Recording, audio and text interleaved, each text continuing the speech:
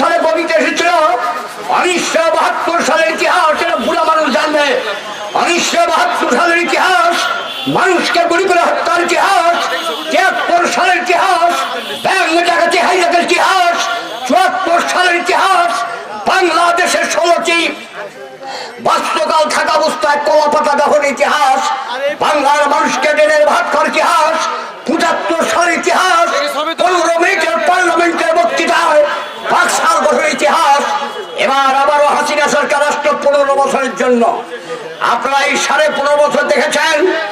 1914 সালে যারা ক্ষমতায় দিচ্ছে 153 এমপি ছাড়াই, 18 সালে দিনের ভোট রাতে নিয়েছে, খালেদা জিয়ার বিরুদ্ধে মামলা করেছে, খালেদা জিয়াকে ছেড়ে দিয়েছে, তারেক রহমানকে দেশান্তর করেছে, লক্ষ লক্ষ মানুষকে গুম করেছে, খুন করেছে।